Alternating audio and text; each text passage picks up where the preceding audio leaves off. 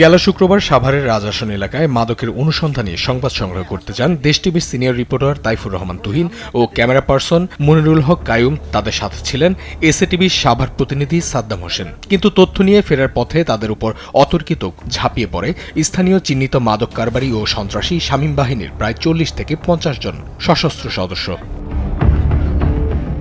ফিল্মি কায়দায় ৩ সংবাদকর্মীকে অপহরণ করে আমতলা এলাকায় সন্ত্রাসী শামীমেরই একটি অটোরিকশার গ্যারেজে চালানো হয় নির্মম নির্যাতন। ধারালো অস্ত্র দিয়ে সাংবাদিক তুহিনের পেটে ও পিঠে এবং সাদ্দামের চোখে গুরুতর ছুরিকাঘাত করা হয়। ভেঙে ফেলা হয় ক্যামেরা ও গাড়ি, ছিনিয়ে নেওয়া হয় মেমোরি কার্ড সহ ব্যক্তিগত সব সামগ্রী। পরে আহত সাংবাদিকদের সাভার ও ঢাকার বিভিন্ন হাসপাতালে ভর্তি করে চিকিৎসা প্রদান করা হয়। ঘটনার পরপরই পুলিশ সাঁড়াশি অভিযান চালিয়ে হামলাকারী শামীম গ্যাংয়ের ৪ সদস্যকে গ্রেপ্তার করে। আদালত ইতোমধ্যে তাদের একদিনের রিমান্ড মঞ্জুর করে। রিমান্ড শেষে সোমবার আদালতে তোলা হলে জামিন নামঞ্জুর করে পুনরায় কারাগারে পাঠানোর নির্দেশ দেয় আদালত।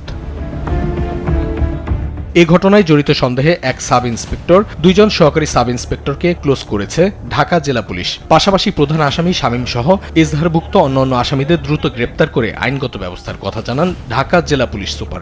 আমরা ঘটনাস্থল থেকেই ৪ জনকে অ্যারেস্ট করেছি। আরও যে এজাহারনামীয় আসামিগুলো আছে তাদের গ্রেপ্তারের জন্য কার্যক্রম চলমান আছে। এদিকে এই হামলায় সোমবার পটুয়াখালী কলাপাড়া প্রেস ক্লাব চত্বরে মানববন্ধন করে কলাপাড়ার রিপোর্টার্স ও টেলিভিশন জার্নালিস্ট ফোরাম। এ সময় বক্তারা বলেন, এ ধরনের হামলা স্বাধীন সাংবাদিকতার জন্য চরম হুমকি। আমি আশা করি সাংবাদিকরা যাতে নিরাপদে কাজ করতে পারে সেই পরিবেশ তৈরি করার সরকারের প্রতি দাবি জানাচ্ছি। সমন্বয়হীনতার কারণে আজকে গণমাধ্যমের উপর হামলা মামলা ঘটনা ঘটে যাচ্ছে। সাংবাদিকদের উপর এমন মর্মান্তিক হামলার ঘটনায় শামীম গ্যাংয়ের ৪ সদস্য আটক হলেও মূল হোতা মাদক কারবারি শামীম এখনও ধরাছোঁয়ার বাইরে।